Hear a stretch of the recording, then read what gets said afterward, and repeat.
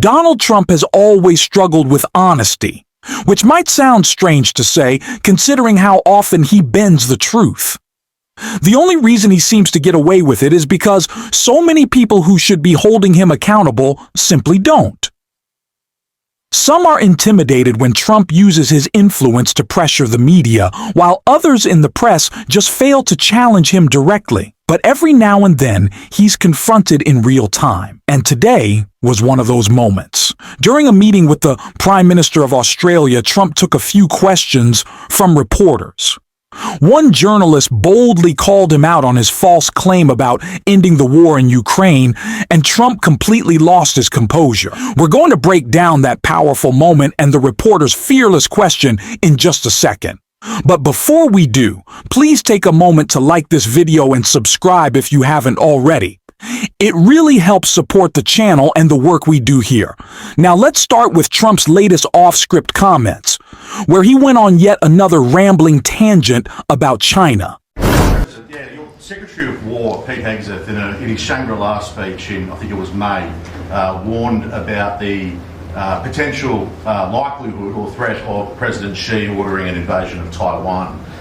2027 is also the year that Fleet Base West is supposed to start rotating those US and UK submarines. Do you see AUKUS as a deterrent for China in the Indo-Pacific? Yeah, I do. I think it is, but I don't think we're going to need it. I think we'll be just fine with China. China doesn't want to do that. First of all, the United States is the strongest military power in the world by far. It's not even close. Not even close. We have the best equipment. We have the best of everything, and nobody's going to mess with that. And I don't see that at all with President Xi. I think we're going to get along very well as it pertains to Taiwan and others. Now, that doesn't mean it's not the apple of his eye, because probably it is. But I don't see anything happening. We have a very good trade relationship. We're going to have a very good, I think, when we leave South Korea, it could be wrong, but I think we'll end up with a very strong trade deal. Both of us will be happy. No, I don't see that happening, no. Does anyone actually feel secure right now? Donald Trump continues to show that he often speaks without a clear understanding of what he's discussing. And more importantly, without much concern for the consequences. Tariffs, as economists know, are not a long-term economic strategy. If the goal were to build genuine trade agreements, those would involve structured, carefully negotiated deals across specific industries, designed either to encourage growth or balance imports and exports. But tariffs alone are not trade deals.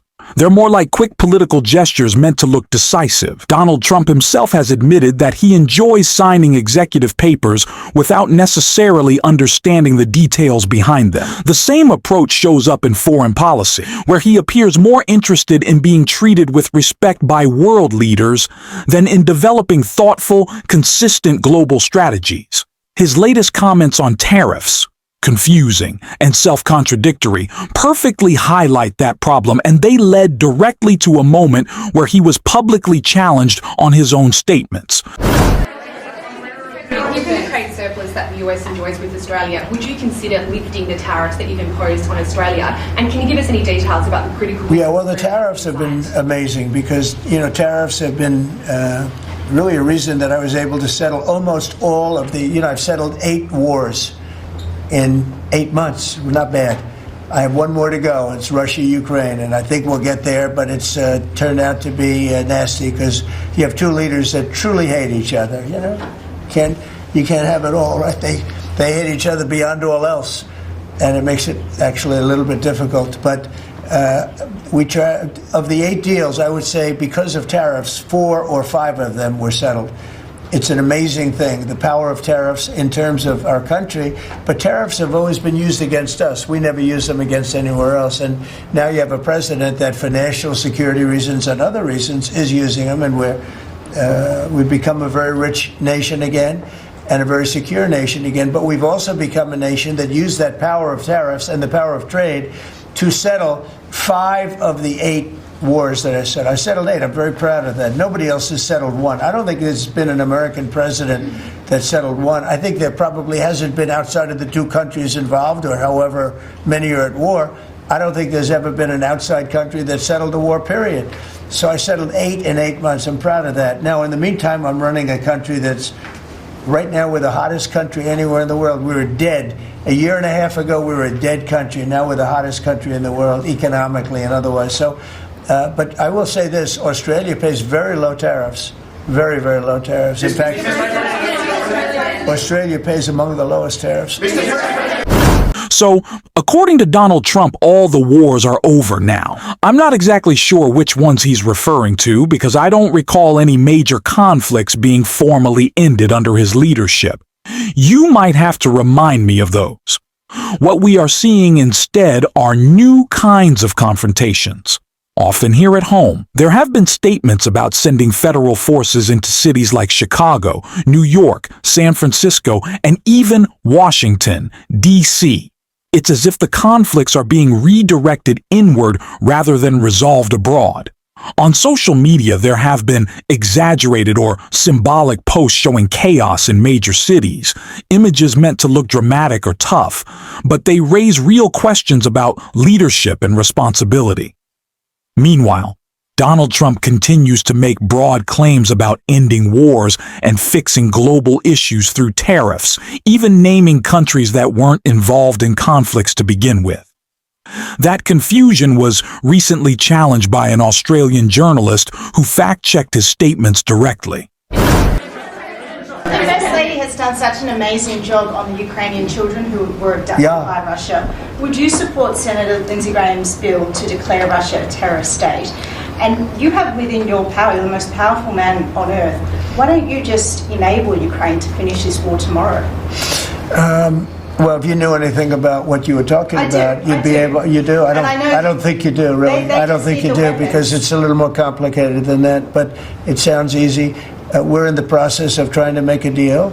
If we make a deal, that's great. If we don't make a deal, it'll be a lot of people are going to be paying a big price.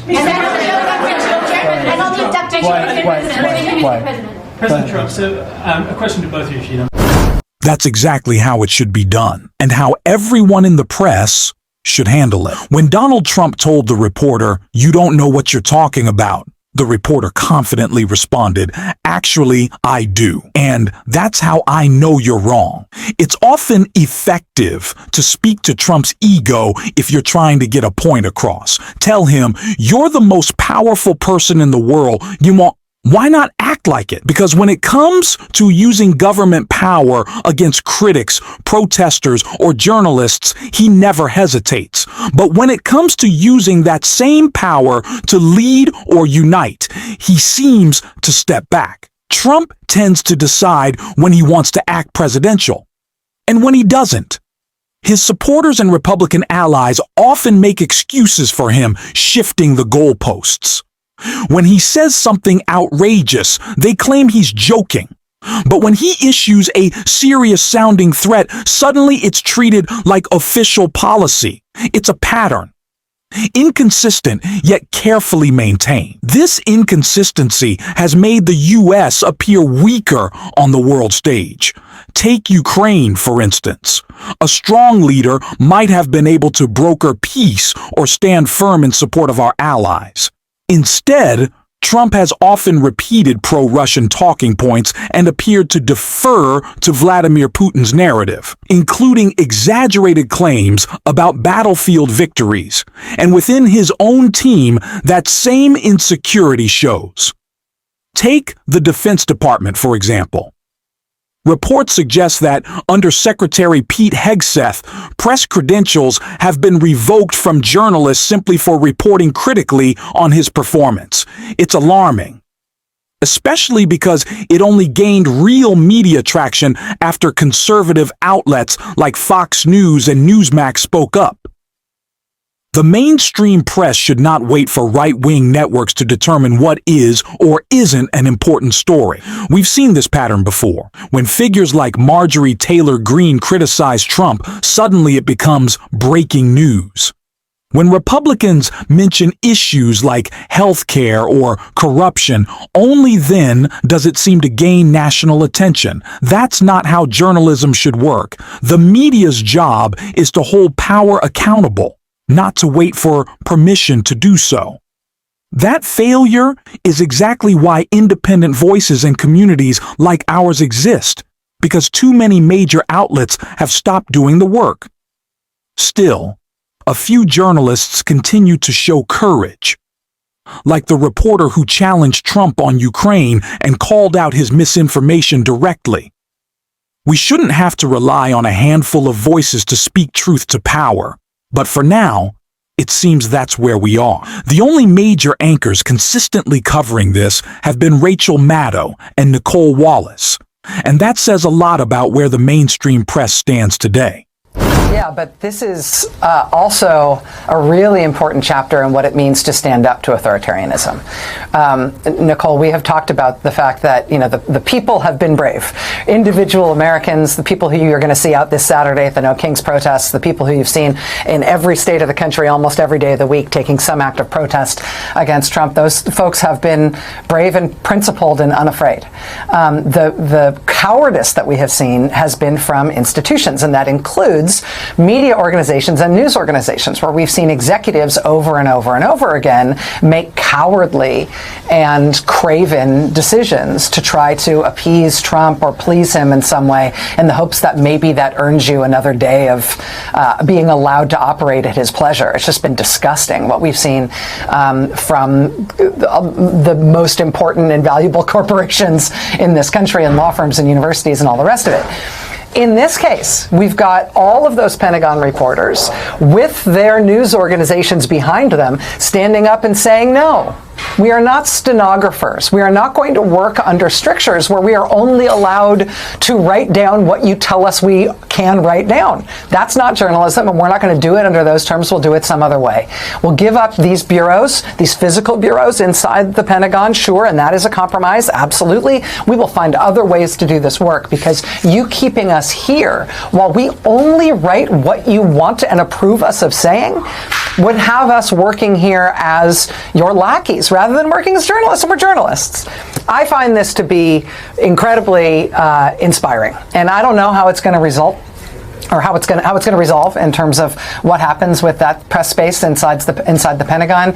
But when journalists and the news organizations that employ them stand up like this, particularly ones on the right, it is a good sign about the self-respect and vision and values and bravery of people who are really important to the health of our democracy. I think this is a really good sign. Once again, it's frustrating and honestly disappointing that this story has received so little coverage. Thank you to Rachel Maddow and Nicole Wallace for continuing to highlight it, because what's happening right now is deeply concerning. We're seeing a real threat to free speech, the very principle that many in the MAGA movement claim to defend, but their defense of free speech often seems selective, only showing up when they're protecting offensive or hateful behavior under that label. That's not free speech. That's just intolerance. And if people distance themselves because of that, it isn't censorship. It's accountability. We're going to keep calling out hypocrisy wherever we see it.